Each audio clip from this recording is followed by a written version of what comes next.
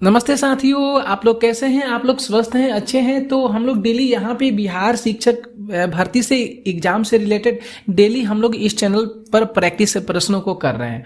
तो जितने भी अभ्यर्थी, शिक्षकगण, मित्रगण, आप लोग फेज 3 का एग्जाम देना चाहते हैं और उसका एग्जाम मार्च में भी होगा, तो आप लोग बेहतर से बेहतर तैयारी कीजिए। बेहतर से बेहतर तैयारी करने की ज़रूरत है। तो आइए हम लोग अपने प्रश्नों को स्टार्ट करते हैं यहाँ पे इस चैनल पर। डेली हम लोग प्रश्न करते हैं, 50 प्रश्न करते हैं और जो भी प्रश्न लाते हैं आप लोगों के लिए वह बहुत सारी बुकों का निचोड़ होता है। तो 6 से 12 के लिए ये जो क्लास हो रही है डेली, ये बहुत इंपॉर्टेंट है।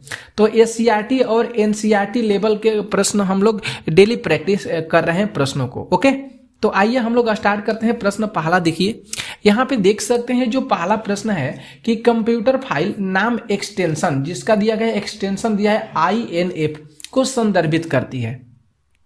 तो ये जो संदर्भित करती है यह स्थापना फाइल को संदर्भित करती है। यह किस फाइल को संदर्भित करती है? तो स्थापना फाइल को संदर्भित करती है।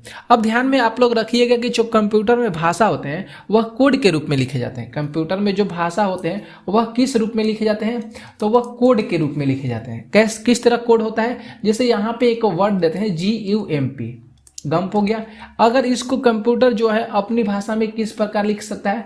तो JMP लिख सकता है। किस तरह लिख सकता है? JMP लिख सकता है।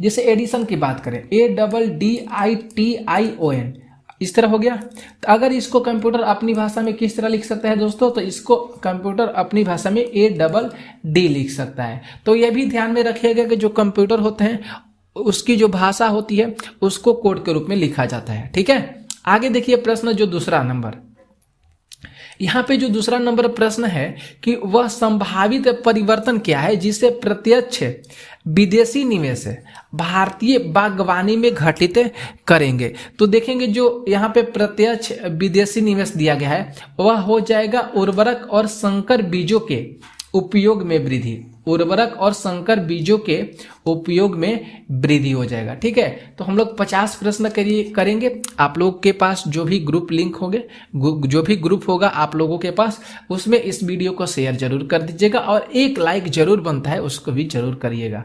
देखिए प्रश्न तीसरा, क्योंकि हमने जो फेज 1 और फेज 2 की जो भी तैयारी कराए हैं इस चैनल पर, शिक्षक गण, बहुत सारे मित्रगण हमारे हैं जुड़े थे, उनके द्वारा इस बार रिजल्ट जो है बहुत अच्छा उनका रिजल्ट हुआ है और वे जो है अपने जो उनका स्कूल भी मिल गया है उसमें जाकर पढ़ाते हैं। तो कुछ प्राथमिक टीचर भी जो थे इसमें शामिल थे, उनके द्वारा मैसेज भी आया था, कॉल भी आया था कि सर आपके द्वारा जो भी चीज़ जानकारी दी गई थी, पढ़ाया गया था, हम लोग उसको अच्छे तरीक़ा से गहन से मन लगा कर पढ़े थे और हम लोग का आज सिलेक्शन हो गया है। तो ये बहुत उस समय हमको खुशी मिला था। तो आप लोग भी फेज 3 की तैयारी करना चाहते हैं तो इस चैनल से जुड़ जाइए और अपनी तैयारी में लग जाइए, क्योंकि आपके पास अब टाइम नहीं है। तीसरा नंबर जो प्रश्न देखिए कह रहा है कि ग्लोबल वार्मिंग के कारण पृथ्वी की सतह का औसत तापमान कितना दर से बढ़ जाता है? तो बात करेंगे तो यहाँ पे ए ऑप्शन को टिक करेंगे, 0.5 डिग्री प्रति वर्ष। मतलब यहाँ पे जो ग्लोबल वार्मिंग हो रहा है इसकी वजह से जो पृथ्वी का टेम्परेचर है, तापमान है, वह हमेशा एक साल में मतलब प्रति वर्ष में 0.5 डिग्री सेल्सियस की वृद्धि देखी जा रही है। मतलब हमेशा ये बढ़ता जा रहा है। कितना डिग्री सेल्सियस? तो 0.5 डिग्री सेल्सियस। ओके, आगे देखिए प्रश्न चौथा प्रश्न है कि खाई जा सकने वाली, यहाँ पे जो दिया गया है खाई जा सकने वाली कुछ स्वादिष्ट मछलियाँ विलुप्त होने के खतरे के बाहर है। क्यों? मतलब अगर हम लोग जो मछली को खाते हैं, स्वादिष्ट मछली को, अब वह विलुप्त होने के खतरे से बाहर है। क्यों? क्योंकि समुद्र का स्तर जो हो रहा है वह बढ़ जा रहा है।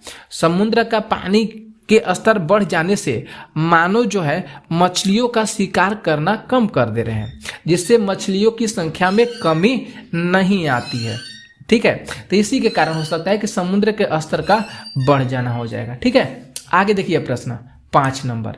यहाँ पे जो 5 प्रश्न है कि मुंह में रखी रोटी कुछ समय पश्चात मीठी प्रतीत होने लगती है, क्योंकि हम लोग रोटी खाते हैं, रोटी जब भी हम लोग मुंह में लेते हैं तो कुछ समय के बाद हम लोग को मुंह में मीठापन आने लगता है रोटी की वजह से। ऐसा क्यों होता है? सोचे हैं आप लोग कभी? ऐसा इसलिए होता है क्योंकि स्टार्च जो है लार में मिलकर शर्करा में परिवर्तित हो जाता है। शर्करा मतलब मालूम है चीनी होता है, ठीक है। तो स्टार्च जो है लार में मिलकर शर्करा में परिवर्तित हो जाता है, जिसकी वजह से जो रोटी होती है वह मीठी प्रतीत मतलब मीठी फीलिंग होती है हम लोग को खाने में। ओके, आगे देखिए प्रश्न 6 नंबर, ध्यान से देखिएगा प्रश्न। 6 नंबर प्रश्न है कि एक किसान अदरक और हल्दी की खेती अपने खेतों में करना चाहता है, करा नहीं अभी करना चाहता है, सोच रहा है।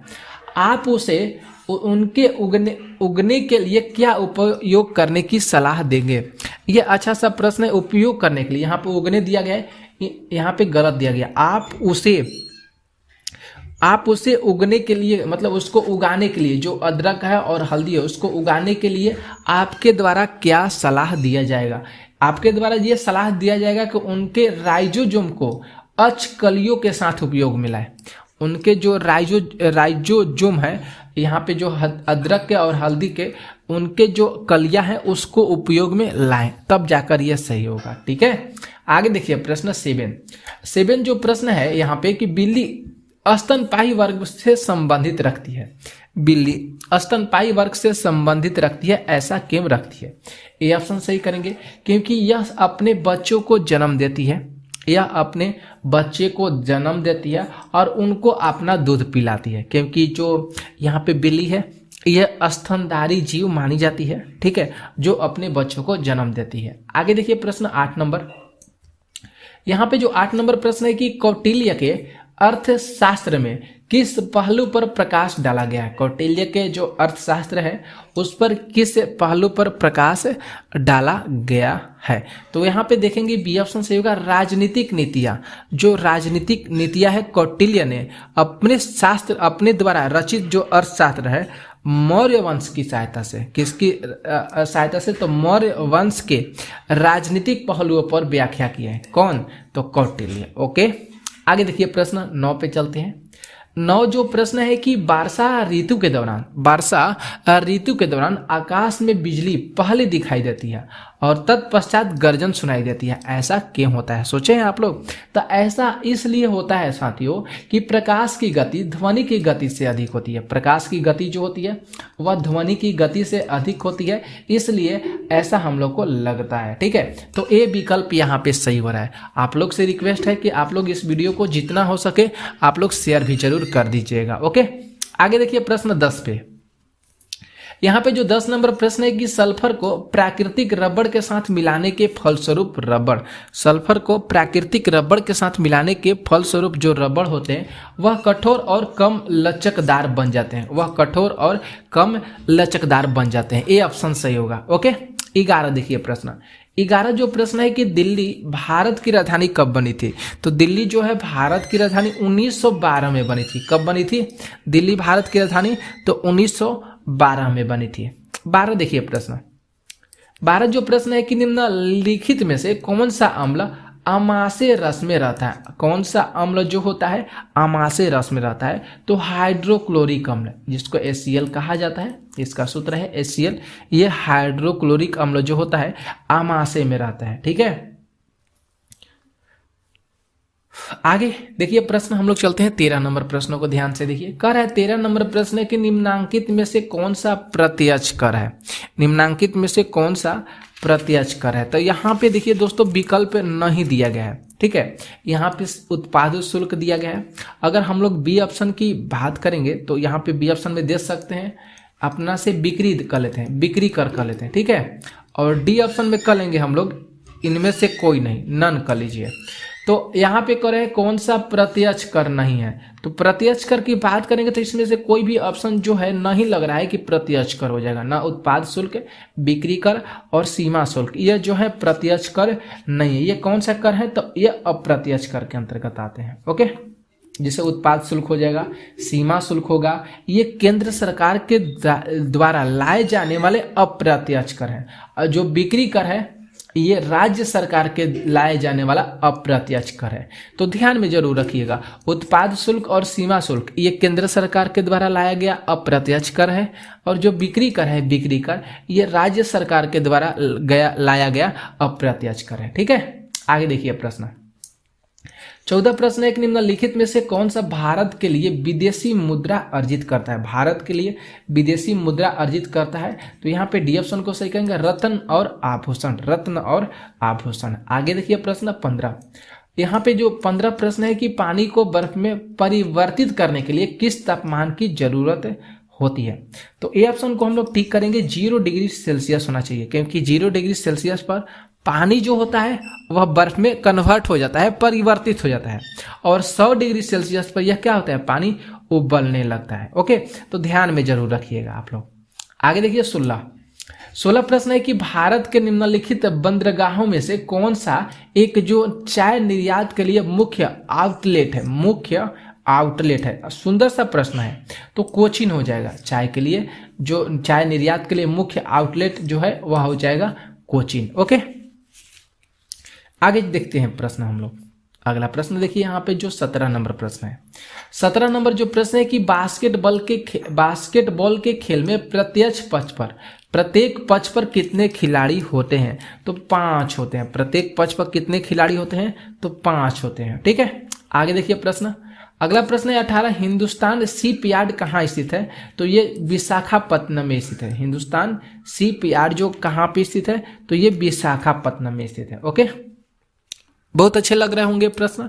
19 देखिए प्रश्न कर रहे कि सत्य के साथ मेरा प्रयोग पुस्तक के लेखक कौन है? सत्य के साथ मेरा प्रयोग पुस्तक के लेखक कौन है? तो M.K. गांधी है। इस पुस्तक के राइटर कौन हो जाएंगे?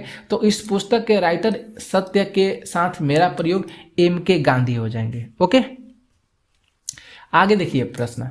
और अगला प्रश्न है 20 है कि सियाचिन क्या है? तो सियाचिन जो है एक प्रकार का हिमनद है। सियाचिन जो है एक प्रकार का हिमनद क्षेत्र है जो जम्मू कश्मीर में स्थित सबसे ऊंचा युद्ध से क्षेत्र माना जाता है। जो यह जम्मू कश्मीर में है सियाचिन, और यह सबसे ऊंचा युद्ध क्षेत्र माना जाता है। ठीक है, आगे देखिए प्रश्न 21 प्रश्न है कि मशहूर गोलकुंडा किला किस राज्य में स्थित है? मशहूर गोलकुंडा किला जो है ये किस राज्य में है? तो कर्नाटक में हो जाएगा। किस राज्य में हो जाएगा? तो ये कर्नाटक में हो जाएगा। आगे देखिए प्रश्न 22 पे। 22 प्रश्न है कि कामसूत्र के लेखक कौन है? तो कामसूत्र के लेखक तो पता होगा, वात्स्यायन। कामसूत्र के लेखक वात्स्यायन है। इनके द्वारा ये जो पुस्तक लिखी गई है कामसूत्र, वात्स्यायन के द्वारा गुप्त काल में लिखी गई है। किस काल में लिखी गई है इस पुस्तक को? तो इस पुस्तक को दोस्तों गुप्त काल में लिखी गई है। ओके, याद रखिएगा आप लोग। आगे देखिए प्रश्न 23 नंबर प्रश्न है कि कृत्रिम चीन हाउस के शीशे होते हैं। कृत्रिम चीन हाउस के, माफ कीजिए ग्रीन हाउस कर लीजिएगा, वहीं तक कह रहे हैं कि चीन हाउस कहाँ से आ गया। कृत्रिम ग्रीन हाउस के शीशे डैश होते हैं, यहाँ पे डैश होते हैं।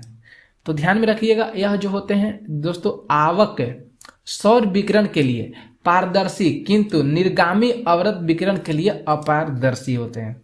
ये जो कृत्रिम ग्रीन हाउस के शीशे लगे होते हैं, जो बाहर से सौर विकिरण आ रहे हैं वह पारदर्शी होगा, किंतु अंदर से अवरक्त विकिरण के लिए अपारदर्शी होती है। मतलब कहने का मतलब है कि आप अंदर है तो बाहर से किसी भी वस्तु को देख सकते हैं, लेकिन बाहर से जो किरणें आ रही है वह अंदर नहीं जा सकती है। ठीक है, 24 नंबर प्रश्न है कि 1 रुपए मूल्य से ऊपर के बैंक, 1 रुपए मूल्य से ऊपर के बैंक नोट जो है किसके द्वारा जारी किए जाते हैं? तो ये भारतीय रिजर्व बैंक के द्वारा जारी किए जाते हैं। किसके द्वारा?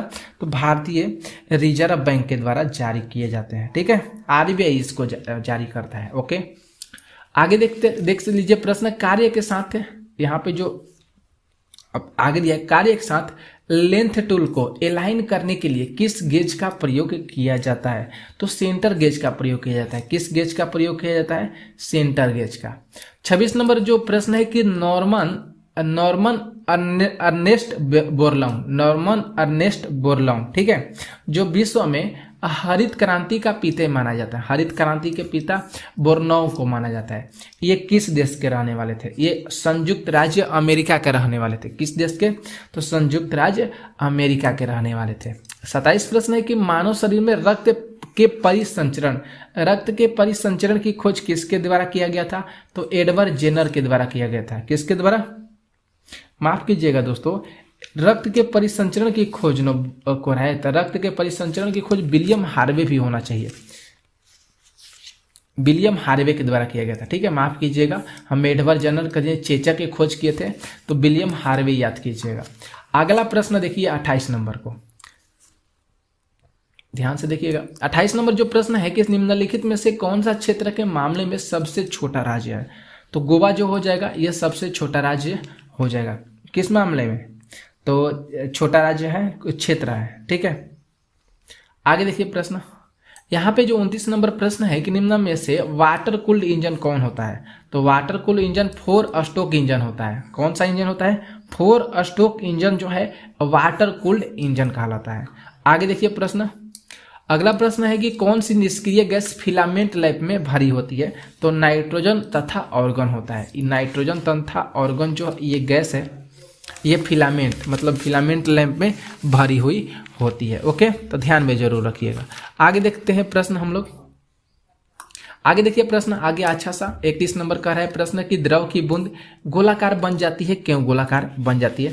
क्योंकि किसी निर्धारित आयतन के लिए गोले का जो पृष्ठ क्षेत्रफल होता है वह न्यूनतम होता है, इसी के वजह से द्रव की बूंद होती है वह गोलाकार बन जाती है। आगे देखिए प्रश्न 93, अब माफ कीजिए 32 नंबर का है कि कोहरे में मतलब कोहरे का लीजिएगा, कोहरे में फोटोग्राफ लेते समय साधारण दृश्य प्रकाश की अपेक्षा अवरक्त विकिरण को क्यों पसंद किया जाता है? क्योंकि वह कम फैलती है, इसी के वजह से उसको पसंद किया जाता है।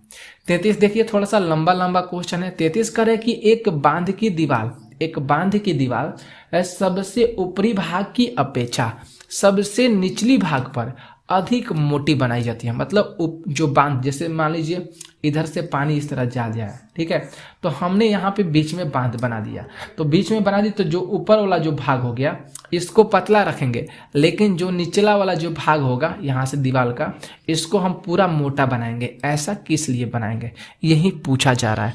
ऐसा इसलिए बनाएंगे क्योंकि दीवार की गहराई के साथ बढ़ता है, दीवार की जो गहराई है इसके साथ बढ़ेगा। ठीक है, तो यहाँ पे सही होगा सी ऑप्शन। आगे देखिए प्रश्न हम लोग देखते हैं 34 नंबर प्रश्न है कि KMnO4 का प्रयोग किया जाता है। तो KMnO4 का जो प्रयोग होता है और रोगाणु नाशी के रूप में किया जाता है। किस रूप में? तो रोगाणु नाशी के रूप में KMnO4 का प्रयोग किया जाता है। इसे ध्यान में रखिएगा, अच्छा चीज आप लोगों को हम बताए हैं। ठीक है, आगे चलते हैं प्रश्न, अगला देख लीजिए प्रश्न। पोटेशियम परमैंगनेट होता है ना, इसका रासायनिक सूत्र, हाँ पोटेशियम परमैंगनेट होता है। आगे देखिए प्रश्न 35 है कि पायराइट अयस्क को जलाने से मिलती है।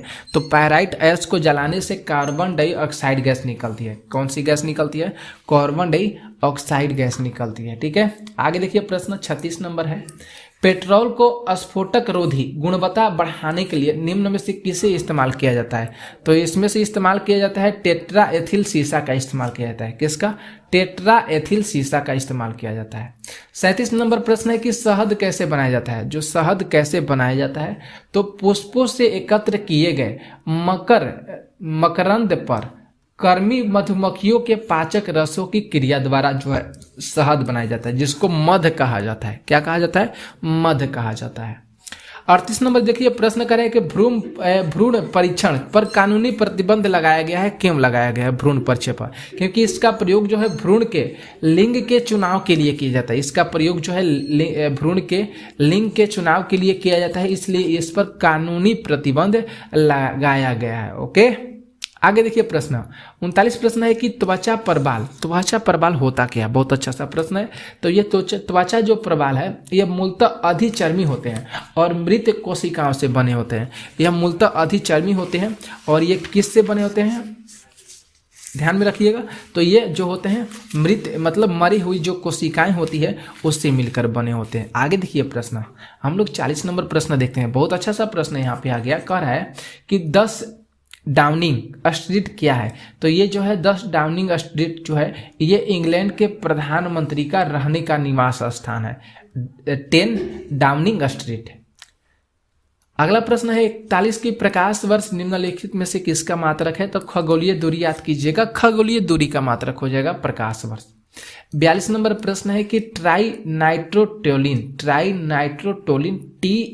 TNT का विस्फोटक निम्नलिखित में से किसके मिश्रण द्वारा किया जाता है? तो अमोनियम नाइट्राइट याद कीजिएगा, डी ऑप्शन को याद कीजिएगा, अमोनियम नाइट्राइट। आगे देखिए प्रश्न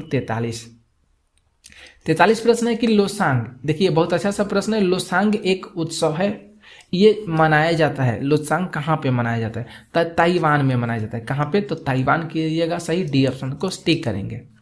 आगे देखिए प्रश्न 44 नंबर प्रश्न है कि पुलित्जर पुरस्कार किस क्षेत्र में दिया जाता है? तो जो पुलित्जर पुरस्कार जो होता है वह पत्रकारिता के क्षेत्र में दिया जाता है। इस पर यहाँ पे बी ऑप्शन को क्या करेंगे?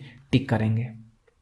45 देखिए प्रश्न 45 नंबर प्रश्न है कि पानी से लोहा तथा मैग्नीज किस प्रक्रिया से हटाया जा सकता है? मतलब दोनों को अलग किया जा सकता है। तो हवा का जो मिश्रण होगा, वायु मिश्रण, इसके माध्यम से हम लोग इसको अलग कर सकते हैं। 46 प्रश्न है कि गैल्वेनोमीटर का प्रयोग किया जाता है। गैल्वेनोमीटर का उपयोग किया जाता है क्योंकि इसका प्रयोग जो है विद्युत धारा ज्ञात करने के लिए गैल्वेनोमीटर का प्रयोग किया जाता है। ओके। 47 देखिए प्रश्न है कि निम्नलिखित में से कौन एक तत्व है? तो ये इसमें से पारा जो हो जाएगा ये एक तत्व हो जाएगा। पारा क्या है? एक प्रकार का तत्व है। 48 देखिए कह रहे हैं कि उत्प्रेरक एक पदार्थ है जो अभिक्रिया की दर को बदलता है। देख लीजिए यहाँ पे सी ऑप्शन दिया गया है, अभिक्रिया की दर को बदलता है। कौन सा? उत्प्रेरक बदलता है। और 49 नंबर जो प्रश्न है दोस्तों कि जल का हिमांक होता है जिसको फ्रीजिंग पॉइंट कहते हैं, तो 0 डिग्री सेल्सियस होता है, ये तो पता ही है आप लोग को। और देख लीजिए लास्ट नंबर प्रश्न है कि 50 के सिस्मोग्राफ, जरूर याद कीजिएगा, पता चल गया होगा सिस्मोग्राफ का उपयोग किस लिए किया जाता है? किसके मापने के लिए? जो भूकंप की झटका होता है उसका प्रयोग जो होता है सिस्मोग्राफ का प्रयोग किया जाता है इसको मापने के लिए। ठीक है, तो 50 प्रश्न हम लोग किए। कैसा लगा क्लास आप लोगों को जरूर कमेंट करके बताइएगा, और जितना हो सके आप लोग इस वीडियो को शेयर भी जरूर कर दीजिएगा।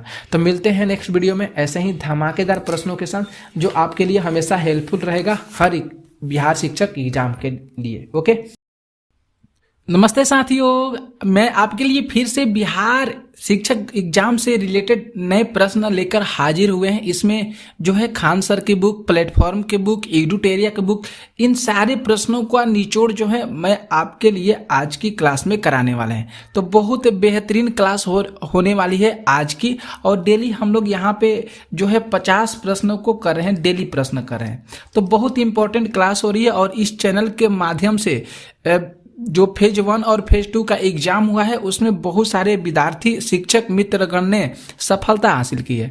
तो अगर आप लोग इस सफलता को इस बार हासिल करना चाहते हैं मार्च के एग्जाम में, तो आप लोग इस वीडियो को जरूर देखिएगा, और आपके पास जो भी ग्रुप होंगे उसमें आप लोग इस वीडियो को शेयर भी जरूर कर दीजिएगा, क्योंकि बहुत इंपॉर्टेंट सा प्रश्न है। ठीक है, तो आइए स्टार्ट करते हैं प्रश्न के। प्रश्न देखिए यहाँ पे जो फर्स्ट प्रश्न कर है कि सिंध नदी किस नगर से होकर बहती है? सिंध नदी किस नगर से होकर बहती है? तो यहाँ पे हम लोग बी ऑप्शन को टिक करेंगे, सही करेंगे, पेरिस से होकर गुजरती है। सिंध नदी किस नगर से होकर गुजरती है? तो यहाँ पे पेरिस से होकर गुजरती है। ओके, ठीक है। आगे देखिए प्रश्न आते हैं दूसरे नंबर पे। यहाँ पे जो दूसरा नंबर देखिए प्रश्न जो है कि गोबी मरुस्थल है, गोबी मरुस्थल है। तो देखिए गोबी मरुस्थल जो है चीन में भी है और मंगोलिया में भी है, लेकिन यहाँ पे जो ऑप्शन जो दिया गया है केवल चीन दिया गया है, इसलिए हम लोग इसको चीन को सही करेंगे। अब बहुत सारे विद्यार्थियों को डाउट होगा कि गोबी मरुस्थल सर तो मंगोलिया में है, नहीं है, मंगोलिया में भी है, लेकिन आप लोग ध्यान में रखिएगा कि जो गोबी मरुस्थल का विस्तार है वह चीन, मंगोलिया से लेकर चीन तक है। गोबी मरुस्थल का जो विस्तार है वह मंगोलिया से लेकर चीन तक है। ठीक है, इसीलिए यहाँ पे मंगोलिया नहीं दिया गया है, चीन दिया गया है, इसलिए यहाँ पे चीन ऑप्शन सही होगा। ओके, ठीक है ना। आगे देखिए प्रश्न चलते हैं तीसरे नंबर पे। यहाँ पे जो तीसरा नंबर जो प्रश्न है कि स्वेज नहर जोड़ती है, स्वेज नहर जोड़ती है, तो ए ऑप्शन को हम लोग टिक करेंगे, भूमध्य सागर और लाल सागर। भूमध्य सागर और लाल सागर को स्वेज नहर जोड़ती है। ओके, आगे देखिए प्रश्न नेक्स्ट देखते हैं। यहाँ पे जो अगला प्रश्न है चौथा कि बिहार राज्य जो है अवस्थित है निम्न देशांतरों के मध्य। बिहार राज्य अवस्थित है निम्न देशांतरों के मध्य। ठीक है, तो यहाँ पे अगर हम देखेंगे तो यहाँ पे कोई भी ऑप्शन सही नहीं होगा। डी ऑप्शन जो है इसमें सही हो रहा है, इनमें से कोई नहीं होगा, इनमें से कोई नहीं होगा। आगे देखिए प्रश्न 5 पे। यहाँ पे जो 5 नंबर प्रश्न करे कि बिहार में साक्षरता का स्तर लगभग कितना प्रतिशत है। बिहार में साक्षरता का लगभग जो है ये कितना प्रतिशत स्तर हो सकता है। तो इसका ऑप्शन जो होगा हम लोग सी सही करेंगे, 61.8% है। 61.8% है। अब ये जो 61.8% बताया जा रहा है आप लोग को, यहाँ पे 2011 के जनगणना के अनुसार 2011 की जनगणना के अनुसार बिहार में जो साक्षरता का स्तर था वह 61.8% था। ठीक है, जो देश का सबसे कम साक्षरता प्रतिशत वाला जो राज्य है वह अपना राज्य है बिहार। ओके, तो ध्यान में रखिएगा, ठीक है ना। और हम लोग डेली 50 प्रश्न करते हैं। आप लोग अभी तक से टेलीग्राम चैनल को ज्वाइन नहीं किए हैं तो आप लोग जरूर टेलीग्राम चैनल को ज्वाइन कर लीजिएगा। हाँ, एक बात हम आप लोगों से बताना भूल गए कि नीचे डिस्क्रिप्शन में एक वेबसाइट का लिंक दिया गया है, आप लोग वहां पे जाइए, उस लिंक पर क्लिक कीजिए और वहां पे आप लोगों को फ्री में मॉक टेस्ट लगाने का मौका मिल रहा है। बिहार शिक्षक भर्ती से रिलेटेड भी क्यों जो वहां पे है, इसके बाद वहां पे फिजिक्स के क्वेश्चन जो है, जनरल नॉलेज के क्वेश्चन जो है सेट किया जा रहा है। तो आप लोग वहां पे जाकर प्रश्नों को दे सकते हैं, इससे आप लोगों को आइडिया बहुत अच्छा तरीका से मिल सकता है। तो फ्री में मिल रहा है तो आप लोग उसको छोड़िए मत, आप लोग क्विज को जरूर दीजिए। ओके, आइए चलते हैं प्रश्न 6 नंबर। 6 नंबर जो प्रश्न है कि भारत में बिहार की जनसंख्या है, भारत में बिहार की जनसंख्या है, तो सी ऑप्शन करेंगे, तीसरा सबसे अधिक, तीसरा सबसे अधिक। ओके, क्योंकि ये भी जो बोला जा रहा है ये भी 2011 की जनगणना के अनुसार ही बताया जा रहा है कि 2011 की जनगणना के अनुसार जो बिहार की जो जनसंख्या थी वह कितना थी। ठीक है ना, तो यही तीसरा बताया गया। तीसरा अगर बात करें वर्तमान में तो बिहार, उत्तर प्रदेश तथा महाराष्ट्र के बाद तीसरा बड़ा राज्य माना जाता है। आगे देखिए प्रश्न आते हैं हम लोग, यहाँ पे जो 7 नंबर प्रश्न है कि मुंडा जनजाति, मुंडा जनजातियां जो है अधिकांशतः कहाँ पे बसी हुई है। तो जो मुंडा जनजातियां है अधिकांशतः झारखंड में, किस राज्य में है, झारखंड राज्य में है। ठीक है, क्योंकि 15 नवंबर 2000 याद कीजिएगा, आप लोग को भी याद पाता होगा कि 15 नवंबर 2000 को झारखंड को बिहार से अलग किया गया था। उसी समय वहां पे जो मुंडा जनजातियों का क्षेत्र है कहां पे चला गया, तो झारखंड राज्य में चला गया। ठीक है, आगे देखिए प्रश्न 8 पे। यहाँ पे जो 8 नंबर प्रश्न है कि निम्नलिखित भारतीय राज्य में लौह अयस्क उपलब्ध नहीं है। कौन सा इसमें से जो भारतीय राज्य है जहां पे लौह अयस्क उपलब्ध नहीं है, तो पंजाब को हम लोग सही करेंगे, टिक करेंगे, क्योंकि पंजाब में लौह अयस्क जो है नहीं उपलब्ध नहीं है, मतलब यहाँ पे है ही नहीं। झारखंड की बात करेंगे, मध्य प्रदेश के और उड़ीसा का, यहाँ पे जो लौह अयस्क जो है ये अधिकतर मात्रा में है। ठीक है, आगे चलते हैं प्रश्न हम लोग देखते हैं 9 पे। 9 नंबर देखिए ध्यान से, प्रश्न है कि समुद्र तल पर पृथ्वी के केंद्र के सबसे निकट स्थान कौन सा है। समुद्र तल पर पृथ्वी के सबसे निकट स्थान कौन सा हो जाएगा। अच्छा सा प्रश्न है, तो उत्तरी ध्रुव हो जाएगा। यहाँ पे ए ऑप्शन को सही करेंगे, उत्तरी ध्रुव हो जाएगा। ठीक है, क्योंकि उत्तरी ध्रुव जो है ये आर्कटिक महासागर के स्थित है, आर्कटिक महासागर के समीप स्थित है, पास में स्थित है। ठीक है, जो पृथ्वी के केंद्र का सबसे निकट का स्थान माना जाता है, यह भी ध्यान में रखिएगा। और पूछा जाता है प्रश्नों में कि उत्तरी ध्रुव जो है किस महासागर के पास स्थित है, तो आर्कटिक महासागर के पास स्थित है। ओके, आगे ध्यान से रखिएगा आप लोग प्रश्नों को। आगे देखिए प्रश्न जो 10 नंबर है कि यहाँ पे विभिन्न राज्य और उनके लोकप्रिय नृत्य दिया गया। आंध्र प्रदेश, असम, हिमाचल प्रदेश और राजस्थान दिया गया। अब यहाँ पे अगर हम लोग को देखना है कि कौन सा ऑप्शन यहाँ पे सही हो रहा है, अगर हम लोग को मिलान करना है तो देखेंगे तो यहाँ पे जो ऑप्शन सही होगा सी ऑप्शन को सही करेंगे। जो आंध्र प्रदेश का लोक नृत्य हो जाएगा बुर्रा हो जाएगा, असम का बिहू होगा, हिमाचल प्रदेश नटी और राजस्थान घूमर हो जाएगा। तो ध्यान में रखिएगा, याद रखिएगा, इंपॉर्टेंट चीज आप लोगों को बता रहे हैं। आंध्र प्रदेश बुर्रा, असम बिहू, हिमाचल प्रदेश नटी, राजस्थान घूमर। आगे देखिए प्रश्न 11।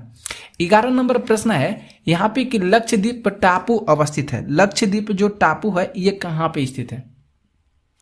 तो जो लक्षद्वीप टापू है दक्षिण पश्चिम भारत में स्थित है। दक्षिण पश्चिम भारत, यहाँ पे देख सकते हैं ए ऑप्शन सही होगा। लक्षद्वीप जो टापू है ये अरब सागर में स्थित है, ठीक है, ये अरब सागर में स्थित है और ये दक्षिण पश्चिम भारत में स्थित केंद्र शासित प्रदेश भी माना जाता है। और इसकी राजधानी कहाँ है? तो कावारती है। कहाँ है इसकी राजधानी? लक्षद्वीप की, तो कावारती जो है इसकी राजधानी है। ओके, आगे देखिए प्रश्न 12 पे। 12 प्रश्न है कि ओजोन परत बताती है। ओजोन परत ये बताती है ओजोन परत। तो ओजोन परत क्या बताती है, ध्यान से रखिएगा। तो देखेंगे ऑप्शन के अनुसार हम लोग टिक करेंगे कि यहाँ पे डी ऑप्शन सही हो रहा है कि ओजोन परत जो है ये पृथ्वी की सतह से 15 से 20 किलोमीटर ऊपर से वायुमंडल की परत को बताती है। कौन सा? ओजोन परत। और सूर्य की जो किरणें आती है उससे हम लोगों को मदद मिलता है ओजोन परत की सहायता से, क्योंकि अगर डायरेक्ट उसकी विकिरण आएगी तो पृथ्वी पर कोई भी जीव जंतु, मनुष्य, प्राणी कोई भी जीवित नहीं रह सकता है। तो ओजोन परत जो है हम लोगों के लिए, जो पृथ्वी पर जितने भी जीव जंतु निवास करते हैं उनको बहुत हेल्प करता है, मदद करता है। ठीक है, आगे देखिए प्रश्न 13 देखते हैं। 13 नंबर जो यहाँ पे प्रश्न देख सकते हैं कि बृहत्तर बोला गया है। बृहत्तर हिमालय का दूसरा नाम क्या है? तो बृहत्तर हिमालय का जो दूसरा नाम हो जाएगा हिमाद्री है। बृहत्तर हिमालय का दूसरा नाम हिमाद्री है। आगे देखिए प्रश्न 14 प्रश्न है पृथ्वी तक पहुंचने के लिए सूर्य से चला प्रकाश समय लेता है। मतलब पृथ्वी तक पहुंचने के लिए जो सूर्य का जो प्रकाश होता है वह कब तक पृथ्वी पर आ जाता है? तो वह 8 मिनट लगता है। 8 मिनट आने में लगता है सूर्य के प्रकाश को पृथ्वी पर। ठीक है, 15 देखा जाए अगर प्रश्न कि ज्वालामुखी के कप आकार, ज्वालामुखी के कप आकार के मुख को क्या कहते हैं? तो ज्वालामुखी के जो कप आकार के मुख होते हैं उसे क्रेटर कहा जाता है। उसे क्या कहा जाता है? तो उसे क्रेटर कहा जाता है। आप लोग इस वीडियो को बहुत शेयर कीजिएगा, आप लोगों के पास जो भी ग्रुप के लिंक होंगे। ठीक है, 16 देखिए ध्यान से प्रश्न है कि सबसे बड़ा तेल निर्यातक देश कौन सा है? तो वह हो जाएगा सऊदी अरब। सऊदी अरब में सबसे ज्यादा जो तेल का निर्यात होता है। ठीक है, अभी आप लोग को भी ठीक है साथियों, सऊदी अरब याद कीजिएगा। आगे देखिए प्रश्न 17 नंबर जो यहाँ पे प्रश्न है कि सहात्स, जो सहात्स है यह विश्व का सबसे सुंदर, गर्म और हल्का ऊन माना जाता है। सहात्स, ठीक है, और यह जो माना जाता है तो ये किस देश में पैदा होता है? सहात्स। तो ये जो देश का जो नाम हो जाएगा उस देश का नाम है उज्बेकिस्तान। यह कहाँ पे पैदा होता है? तो उज्बेकिस्तान में पैदा होता है। 18 देखिए प्रश्न, ध्यान से देखिए 18 नंबर प्रश्न जो है कि दक्षिण अमेरिका के शीतल घास स्थलों को क्या कहते हैं? तो इस शीतल घास स्थलों को पंपास कहा जाता है। क्या कहा जाता है? तो पंपास कहा जाता है। ओके, 19 नंबर देखिए प्रश्न। 19 नंबर जो प्रश्न है कि वर्ष दीर्घतम होते हैं। वर्ष दीर्घतम होते हैं, तो ये जो वर्ष दीर्घतम होते हैं ये प्लूटो पर होते हैं। दीर्घ सबसे ज्यादा वर्ष कहाँ पे होते हैं? तो प्लूटो ग्रह पे होते हैं। 20 नंबर देखिए ध्यान से प्रश्न, किस खनिज से रेडियम प्राप्त किया गया था? किस खनिज से रेडियम प्राप्त किया गया था? तो अर्ध बिटुमेनी से रेडियम प्राप्त किया गया था। किस खनिज से जो है जो माफ कीजिएगा, किस खनिज से रेडियम प्राप्त किया गया था ये पूछा गया दोस्तों। तो पिंच ब्लेड याद कीजिएगा, यहाँ पे तो नहीं दिया गया है, ऑप्शन में गलत हो गया है, लेकिन याद कीजिएगा पिंच ब्लेड। आप लोगों को हम लिख कर बता देते हैं कि किस खनिज से रेडियम प्राप्त किया जाता है, तो पिंच ब्लेड से रेडियम प्राप्त किया जाता है। आगे देखिए प्रश्न 21 नंबर प्रश्न है कि कोयले का समान प्रकार कौन सा होता है? तो कोयले का जो समान प्रकार हो जाएगा वह बिटुमेनियम हो जाएगा। बिटुमिनस कोयला होता है। आगे देखिए प्रश्न 22 नंबर प्रश्न है कि भारत का राष्ट्रीय स्तनी कौन सा है? तो भारत का जो राष्ट्रीय स्तनी हो जाएगा वह बाघ हो जाएगा। ठीक है, आगे देखिए प्रश्न 23 नंबर जो प्रश्न है कि निःश्रिंस प्राणी कौन सा है? निःश्रिंस प्राणी कौन सा है? तो कछुआ हो जाएगा। निःश्रिंस प्राणी कौन सा है? तो कछुआ। 24 देखिए प्रश्न 24 प्रश्न है कि निम्नलिखित में से कौन सी स्मारक विश्व धरोहर के स्मारकों में सबसे पहले बसा हुआ स्मारक है। अच्छा सा प्रश्न है और बहुत सुंदर सा प्रश्न है। तो जैसलमेर किला, याद कीजिएगा, ए ऑप्शन सही होगा। ये कौन सा स्मारक है, विश्व धरोहर माना जाता है इस स्मारक को? तो जैसलमेर किला जो राजस्थान में हो जाएगा। आगे देखिए प्रश्न, यहाँ पे जो 25 नंबर प्रश्न है कि मधुमक्खी कॉलोनी के सदस्य एक दूसरे को किस प्रकार पहचानते हैं। जैसे हम लोग के कॉलोनी के जो सदस्य होते हैं, जो आसपास के पड़ोसी होते हैं, वह किस प्रकार हम लोग को पहचानते हैं? तो हम लोग के जो व्यवहार होते हैं, शिष्टाचार होते हैं, उनसे लगाव हो जाता है। तो उसी प्रकार पूछा जा रहा है कि जो मधुमक्खी कॉलोनी के जो सदस्य होते हैं वह एक दूसरे को किस प्रकार जो है पता कर लेते हैं? तो गंध से। किससे? तो गंध से पता करते हैं। ठीक है, आगे देखिए प्रश्न जो 26 नंबर है, ये ध्यान से देखिए। 26 प्रश्न है कि गांधी इरविन समझौते पर हस्ताक्षर कब हुआ था? तो गांधी इरविन समझौते पर हस्ताक्षर जो हुआ था 1921 ईस्वी में हुआ था। कब हुआ था? तो 1921 ईस्वी में हुआ था, 5 मार्च 1921। इस डेट को ध्यान में रखिएगा। 5 मार्च 1931 ईस्वी को गांधी इरविन समझौते पर हस्ताक्षर हुआ था। ठीक है, और इस समझौते को दिल्ली समझौता भी कहा जाता है। इस समझौते को दिल्ली समझौता भी कहा जाता है। 27 देखिए प्रश्न है, असहयोग आंदोलन को आरंभ किया गया था। तो 1920 में किया गया था। असहयोग आंदोलन को 1 अगस्त, इस डेट को भी याद कीजिएगा, 1 अगस्त 1920 को असहयोग आंदोलन को आरंभ किया गया था। और जो चौरा चोरी की घटना हुआ था वह 5 फरवरी 1922 ईस्वी को हुआ था। 5 फरवरी 1922 ईस्वी को चौरा चोरी की घटना हुआ था। आगे देखिए प्रश्न 28 नंबर प्रश्न है कि राजेंद्र प्रसाद कहाँ के रहने वाले थे? तो ये जो है बिहार के रहने वाले थे। राजेंद्र प्रसाद जी जो है ये बिहार के रहने वाले थे। आगे देखिए प्रश्न 29 प्रश्न है कि जयप्रकाश नारायण किस आंदोलन से संबंधित है? तो ये भारत छोड़ो आंदोलन, डी ऑप्शन को देखेंगे तो सही होगा। भारत छोड़ो आंदोलन से जयप्रकाश नारायण जी जो है ये संबंधित है। इनको लोकनायक के नाम से भी जाना जाता है। लोकनायक के नाम से प्रसिद्ध कौन नेता है? तो जयप्रकाश नारायण है। ओके, आगे देखिए प्रश्न हम लोग चलते हैं 30 नंबर प्रश्न है कि बिरसा मुंडा किसके पक्ष में थे? तो बिरसा मुंडा जो थे ये झारखंड के पक्ष में थे। किस पक्ष में थे? झारखंड के पक्ष में थे। आगे देखिए प्रश्न 31 नंबर प्रश्न है कि अशोक के शासनकाल में बौद्ध सभा किस नगर में आयोजित की गई थी? तो पाटलिपुत्र में आयोजित की गई थी। अशोक किसके शासनकाल में? तो अशोक के शासनकाल में किस सभा का आयोजन किया गया था? तो बौद्ध सभा का आयोजन किया गया था। कहाँ पे? तो पाटलिपुत्र में। ओके दोस्तों, आप लोग इसे वीडियो को लाइक जरूर कीजिएगा और जितना हो सकेगा आप लोग शेयर भी जरूर कर दीजिएगा। 32 नंबर प्रश्न है कि शुंग वंश के बाद किस वंश ने भारत पर राज्य किया था? तो कण्व।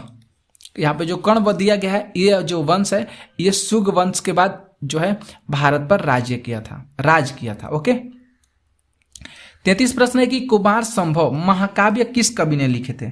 तो ये कालिदास लिखे थे। किस कवि ने लिखे थे कुमार संभव? कालिदास के द्वारा लिखा गया था। किसके द्वारा लिखा गया था कुमार संभव?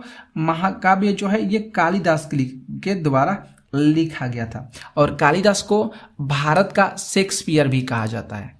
आगे देखिए प्रश्न 34 नंबर प्रश्न है कि कौटिल्य के अर्थशास्त्र में किस पहलू पर प्रकाश डाला गया है? तो ये पहलू जो हो जाएगा राजनीतिक नीतियाँ। ये जो पहलू है कौटिल्य के अर्थशास्त्र में इस पर प्रकाश डाला गया है। ओके, आगे देखिए प्रश्न हम लोग आते हैं 35 नंबर प्रश्न पे। 35 नंबर जो प्रश्न है कि तैमूर के आक्रमण के बाद भारत में किस वंश का राज स्थापित हुआ था? तो ये सैयद वंश का राज स्थापित हुआ था। किस वंश का? तो सैयद वंश का जो है राज स्थापित हुआ था। प्रश्न चलते हैं हम लोग 36 नंबर जो प्रश्न है कि निम्नलिखित में से किस सुल्तान के दरबार में सबसे अधिक गुलाम थे? किस सुल्तान के दरबार में? तो फिरोज शाह तुगलक के दरबार में सबसे अधिक गुलाम थे सुल्तान। ओके, आगे देखिए प्रश्न 37 नंबर, अच्छे प्रश्न है, देख सकते हैं आप लोग कितना इंपॉर्टेंट प्रश्न करा रहे हैं। 37 नंबर प्रश्न है कि निम्नलिखित में से किस मुगल बादशाह ने अंग्रेजों को उनके व्यापार में मदद करने के लिए एक महत्वपूर्ण फरमान दिए थे? तो यहाँ पे फर्रुख सियार, याद कीजिएगा फर्रुख सियार जो है इन्होंने सबसे ज्यादा फरमान दिए थे, मदद भी किए थे। 38 नंबर देखिए प्रश्न है कि निम्नलिखित में से किस सुल्तान ने बेरोजगारों को रोजगार दिलाया था? बेरोजगारों को रोजगार दिलाया था तो फिरोज शाह तुगलक, फिरोज शाह तुगलक जी जो थे ये बेरोजगारों को रोजगार दिलाए थे, ठीक है। 39 नंबर जो प्रश्न है कि 1857 के विद्रोह को किस उर्दू कवि ने देखा था? 1857 के विद्रोह को उर्दू कवि की बात किया तो गालिब सही होगा। यहाँ पे उर्दू कवि थे गालिब, ये इन्होंने ये 1857 की जो विद्रोह हुआ था उनको देखे थे। कौन? गालिब देखे थे, ठीक है। तो ध्यान में रखिएगा, इंपॉर्टेंट प्रश्न है। और इनकी मृत्यु जो है 1869 में हुआ था, 1869 में इनका मृत्यु भी हो गया था। 40 प्रश्न है कि निम्नलिखित में से कौन 1857 के विद्रोह में अंग्रेजों का सबसे कट्टर दुश्मन था? तो मौलवी अहमदुल्ला शाह, यहाँ पे ए ऑप्शन को देख रहे हैं, मौलवी अहमदुल्ला शाह जो थे ये 1857 के विद्रोह में अंग्रेजों के सबसे कट्टर दुश्मन थे। कौन? तो मौलवी अहमदुल्ला शाह। आगे देखिए प्रश्न 41 प्रश्न है कि पुर्तगाली उपनिवेश का प्रथम वायसराय भारत में कौन हुआ? तो याद कीजिएगा अल्मीडा, हाँ ठीक है, सी ऑप्शन सही होगा, अल्मीडा हुआ था। कौन सा वायसराय हुआ था? तो अल्मीडा हुआ था, क्योंकि जो वायसराय का बात कर सकते हैं 1498 में वास्को डी गामा जो थे वह भारत में जो है आए थे, ठीक है। और 1505 ईस्वी में अल्मीडा जो है भारत में प्रथम पुर्तगाली वायसराय बनकर आया था, ध्यान में रखिएगा। 42 जो प्रश्न देखिए कह रहा है कि इलाहाबाद की संधि के बाद रॉबर्ट क्लाइव ने मुर्शिदाबाद का उप दीवान किसे बनाया था? अच्छा सा प्रश्न, बहुत इंपॉर्टेंट सा प्रश्न है। तो मुहम्मद राजा खान को बनाया था। किसको बनाया था? मुहम्मद राजा खान को बनाया था। 43 देखिए प्रश्न, 43 नंबर प्रश्न है कि निम्नलिखित में से कौन सा आयोग 1857 के विद्रोह दमन के बाद भारतीय फौज के नौ संगठन से संबंधित है? तो वह आयोग का नाम हो जाएगा पील आयोग। उस आयोग का क्या नाम हो जाएगा? तो उस आयोग का नाम हो जाएगा पील आयोग। और इसका गठन 1857 के विद्रोह के दमन के बाद भारतीय फौज के 9 संगठन से संबंधित माना जाता है। 44 देखिए प्रश्न, ध्यान से देखिएगा। 44 प्रश्न बहुत इंपॉर्टेंट प्रश्न है हिस्ट्री का। निम्नलिखित में से कौन सा नेता कांग्रेस के गर्म दल से संबंधित है? तो कांग्रेस के गर्म दल से जो संबंधित है अरविंद घोष थे। कौन थे? तो अरविंद घोष थे। आगे 45 नंबर प्रश्न है, ध्यान से देखिए कि महावीर जैन की मृत्यु निम्नलिखित में से किस नगर में हुआ था? तो पावापुरी में जो है महावीर जी की मृत्यु हो गया था, ठीक है। और 72 वर्ष की आयु में 468 ईसा पूर्व इनका मृत्यु हो गया था। आगे देखिए प्रश्न हम लोग चलते हैं 46 नंबर पे। 46 नंबर प्रश्न है कि निम्नलिखित में से बिहार की कौन से जिला, कुछ इलाके बिहार के कुछ ऐसा जो जिला है जो है ये पश्चिम बंगाल को दे दिया गया था। अच्छा सा प्रश्न आपके सामने है, तो पूर्णिया और मानभूम को याद कीजिएगा। पूर्णिया और मानभूम को जो है ये दे दिया गया था। आगे देखिए प्रश्न 47 प्रश्न है कि गौतम बुद्ध को एक देवता का स्थान किस राजा के युग में प्राप्त हुआ था? तो कनिष्क। यहाँ पे बी ऑप्शन को सही करेंगे। आगे चलते हैं 48 नंबर प्रश्न पे। बोध गया में महाबोधि मंदिर बनवाया गया था जहां पे गौतम बुद्ध को ज्ञान का प्राप्ति हुआ था। जहां पे गौतम बुद्ध को ज्ञान का प्राप्ति हुआ था, ठीक है। तो बहुत इंपॉर्टेंट सा प्रश्न है, आप लोग वीडियो को शेयर कीजिएगा। आप लोग 49 प्रश्न है कि कुक्का आंदोलन को किसने संगठित किया था? तो गुरु राम सिंह ने संगठित किया था। किसने संगठित किया था? तो गुरु राम सिंह ने संगठित किया था। और लास्ट प्रश्न देखिए 50 नंबर, भारत संघ के संस्थापक कौन थे? तो सुरेंद्रनाथ बनर्जी। भारत संघ के संस्थापक कौन थे? तो भारत संघ के संस्थापक सुरेंद्रनाथ बनर्जी थे। तो डेली हम लोग यहाँ पे 50 प्रश्न करते हैं। तो कैसे लगे आप लोगों को आज की क्लास के प्रश्न जरूर कमेंट करके बताइएगा। शेयर भी वीडियो को कर दीजिएगा जितना हो सकेगा, ठीक है। तो मिलेंगे हम लोग कल इसी चैनल पर ऐसे ही बहुत इंपॉर्टेंट प्रश्नों के साथ। तो आप लोग बने रहिएगा, इस चैनल से जुड़िए, इस परिवार से, ठीक है। Thank you.